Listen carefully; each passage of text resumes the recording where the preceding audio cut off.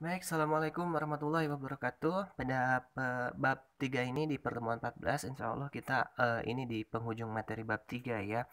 Nah, masih di ketimpangan sosial sebagai dampak perubahan sosial di tengah masyarakat. Yang pertama yang akan kita bahas itu ada yang namanya itu upaya mengatasi ketimpangan sosial, lalu disambung ke kebijakan pemerintah, ada Bank Dunia, ada BPPBD, buku pegangan, perencanaan pembangunan daerah.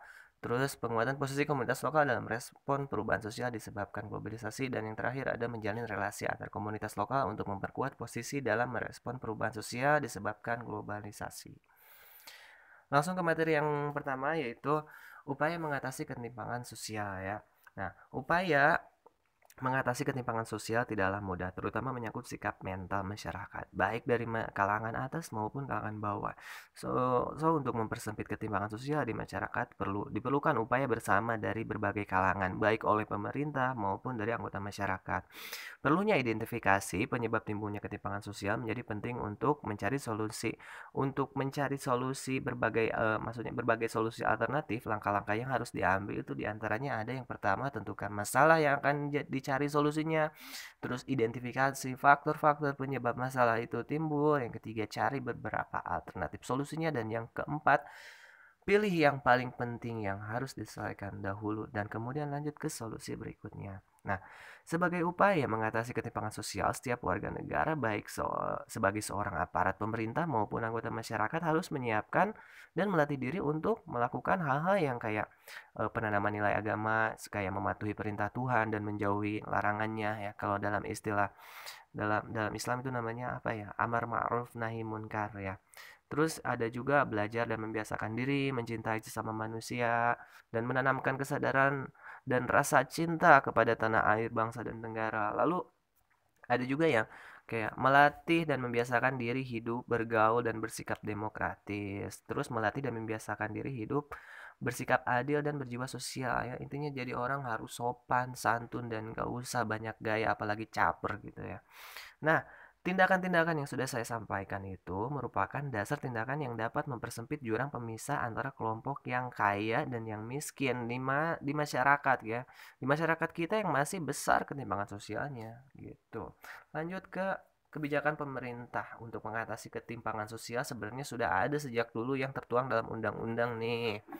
Yang pertama ada Undang-Undang Dasar 1945 Pasal 33 Ayat 1 dan 3 yang bunyinya di ayat 1 berbunyi perekonomian disusun sebagai usaha bersama berdasar atas asas kekeluargaan. Terus ayat 3-nya berbunyi bumi, air, dan kekayaan alam yang terkandung di dalamnya dikuasai oleh negara dan dipergunakan sebesar-besarnya untuk kemakmuran rakyat. Selanjutnya ada Undang-Undang Dasar 45 Pasal 34 Ayat 1 dan 2 yang bunyinya di ayat 1 tuh fakir miskin dan anak-anak fakir miskin dan anak-anak terlantar dipelihara oleh negara. Yang kedua, negara mengembangkan sistem jaminan sosial bagi seluruh rakyat dan memberdayakan masyarakat yang lemah dan tidak mampu sesuai dengan martabat kemanusiaan. Selanjutnya ada Undang-Undang Nomor 39 Tahun 99 tentang Hak Asasi Manusia atau HAM. Di pasal 9 ayat 1 dia berbunyi setiap orang berhak untuk hidup, mempertahankan hidup dan meningkatkan taraf kehidupannya. Lalu di ayat 2-nya setiap orang berhak hidup tentram, aman, damai, bahagia, sejahtera lahir dan batin. Di pasal 11 setiap orang berhak atas pemenuhan kebutuhan dasarnya untuk tumbuh dan berkembang secara layak. Dan di pasal pasal 12 setiap orang berhak atas pelindungan bagi pengembangan pribadinya untuk memperoleh pendidikan, mencerdaskan dirinya, dan meningkatkan kualitas hidupnya agar menjadi manusia yang beriman, bertakwa, bertanggung jawab, berakhlak mulia, bahagia, dan sejahtera sesuai dengan hak asasi manusia. Dan yang terakhir di pasal 36 ayat 1 yang bunyinya adalah setiap orang berhak mempunyai milik baik sendiri maupun bersama dengan orang lain demi pengembangan dirinya, keluarga, bangsa, dan masyarakat dengan cara yang tidak melanggar hukum. Dan yang terakhir di sini ada Undang-Undang Nomor 11 Tahun 2009 tentang Kesejahteraan Sosial yang sesuai dengan pasal 3 tujuannya yang hendak dicapai itu meningkatkan taraf kesejahteraan, kualitas, dan kelangsungan hidup, lalu memulihkan fungsi sosial dalam rangka mencapai kemandirian.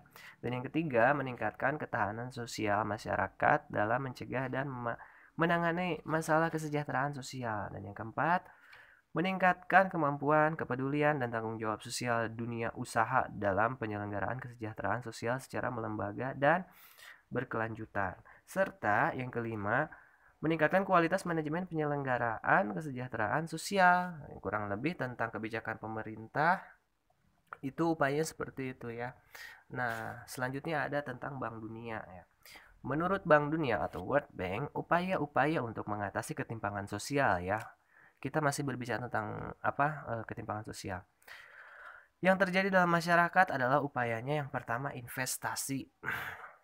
Investasi pada jaring pengaman untuk melindungi warga rentan. Terus ciptakan lapangan kerja yang lebih banyak dan lebih baik untuk warga miskin atau kismin ya.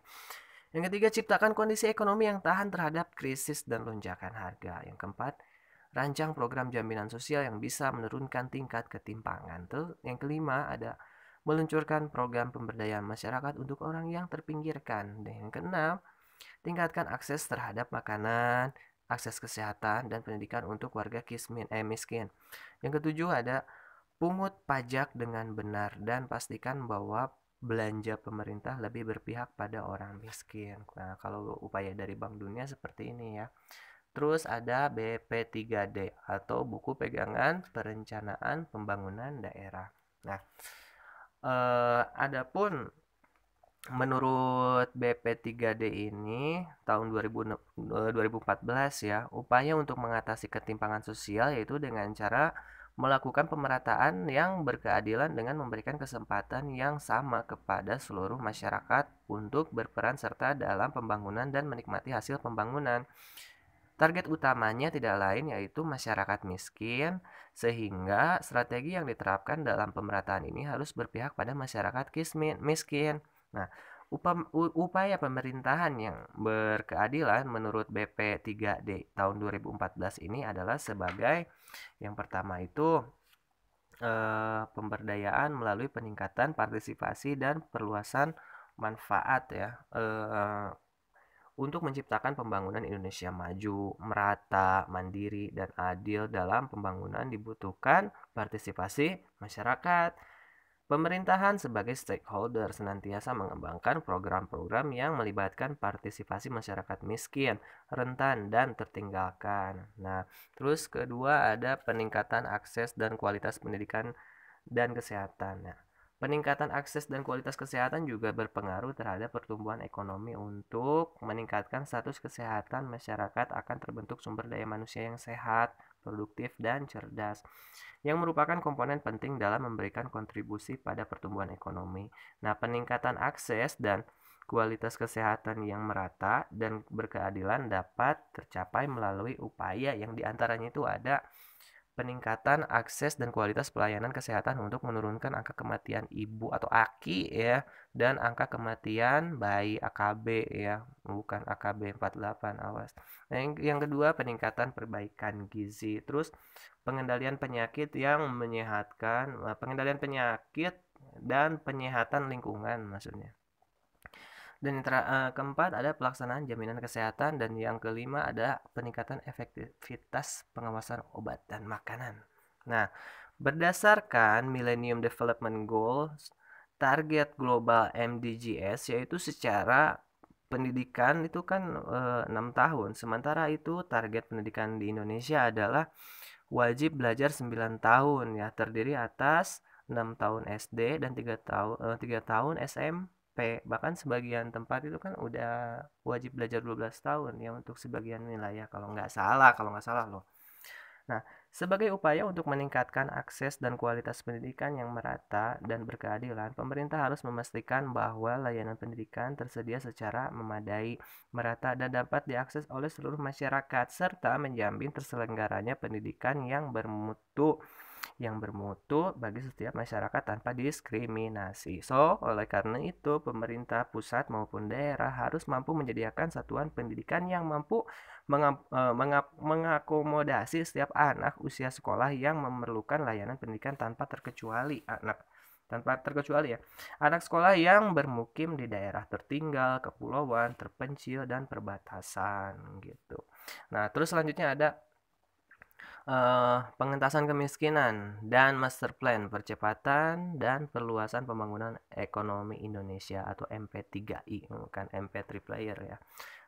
Program pengentasan kemiskinan di Indonesia sudah banyak dilakukan dan semakin beragam. So, oleh karena itu, upaya ini sangat diperlukan, sangat perlu dioptimalkan juga sehingga program penanggulangan kemiskinan mulai dari sifatnya melindungi ya kayak bantuan dan jaminan sosial itu, terus ada pemberdayaan sampai dengan preventif melalui kebijakan memihak ekonomi lemah dapat dilakukan secara lebih integratif, saling melengkapi dan merata di seluruh pelosok tanah air.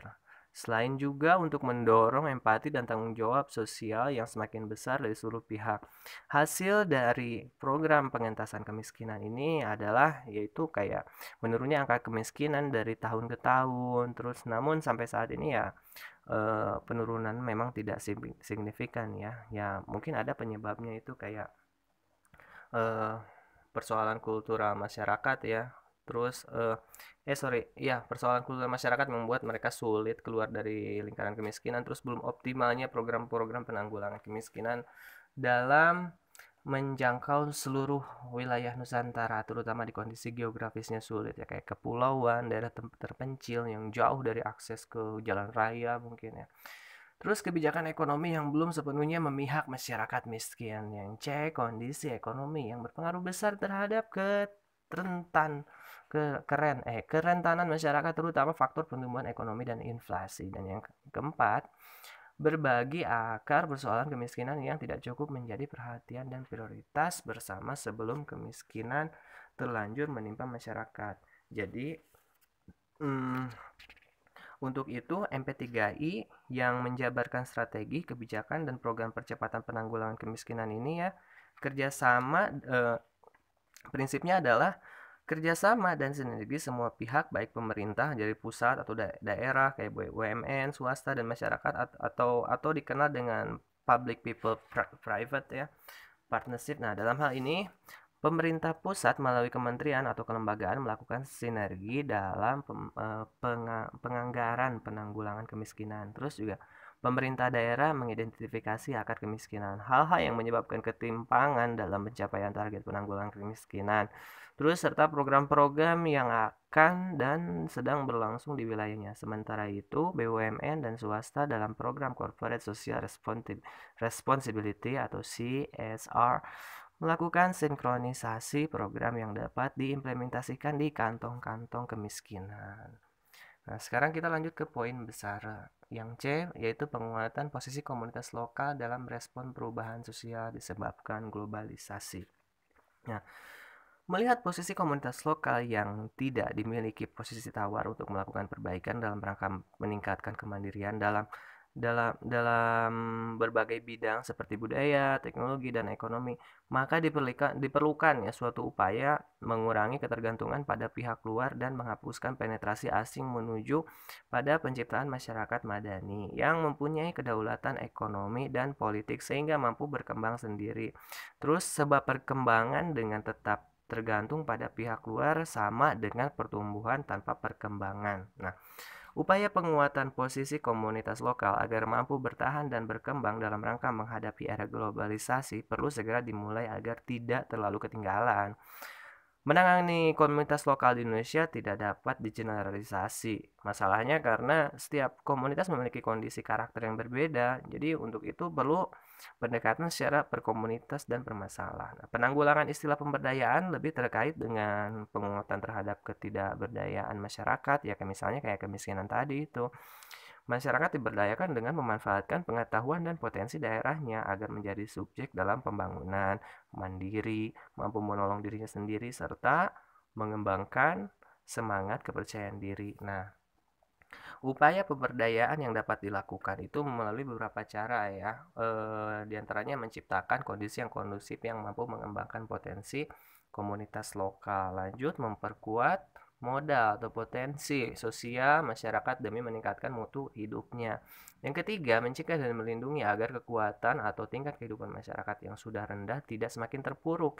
Justru kehidupan harus semakin meningkat. Jadi istilah kalau kata orang Sunda bilang mah ya, "Arek kieu-kieu wae hirup teh," gitu kan. Makanya harus ada perubahan, bergerak gitu kan.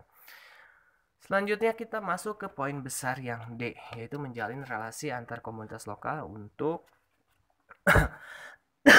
memperkuat posisi dalam merespon perubahan sosial yang disebabkan oleh globalisasi. Nah, dalam menjalin relasi hubungan antar komunitas, penekanan ada pada tiga prinsip pengembangan masyarakat luas. Yang pertama, penekanan yang diarahkan pada fungsi kemandirian, termasuk sumber-sumber dan tenaga setempat, serta kemampuan manajemen lokal. Yang kedua, penekanan pada penyatuan masyarakat sebagai suatu kesatuan.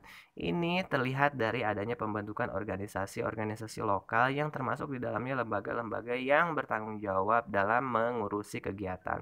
Yang ketiga, keyakinan umum mengenai situasi dan arah perubahan sosial serta masalah-masalah yang ditimbulkan. Nah, agar relasi antar komunitas lokal dapat memperkuat posisi tawar, diperlukan hal-hal kayak membangun dan mengembangkan jejaring sosial sebagai wahana pengembangan partisipasi dan aspirasi rakyat. Maksud jejaring sosial di sini tuh yaitu struktur sosial yang di dalamnya ada satu set aktor sosial, yaitu individu atau organisasi tertentu dalam satu ikatan hubungan antar aktor. Nah, jejaring sosial saat ini dikaitkan dengan komunitas virtual dan jaringan, yaitu melalui internet itu kan. Nah, jejaring sosial ya sebetulnya interaksi yang ada dalam komunitas virtual, baik itu membuat, berbagi, maupun bertukar informasi dan ide sehingga segala permasalahan akan lebih mudah dicarikan jalan keluarnya karena adanya komunikasi yang lebih efektif dan efisien. Manfaat di jaring sosial juga antara lain kayak mengembangkan kemampuan beradaptasi dengan lingkungan sosial maupun lingkungan lainnya, serta meningkatkan kepedulian, terus memotivasi diri sendiri maupun orang lain, serta juga ada memperluas jaringan pertemanan. Yang kedua ada peranan perintah lokal, peranan pemerintah lokal sebagai fasilitator dalam pengembangan partisipasi dan aspirasi rakyat. Nah, dalam pembangunan, daerah dituntut untuk mencari alternatif sumber pembiayaan pembangunan tanpa mengurangi harapan masih adanya bantuan dan pembiayaan dari pemerintah pusat dan menggunakan dana publik sesuai dengan prioritas dan aspirasi masyarakat.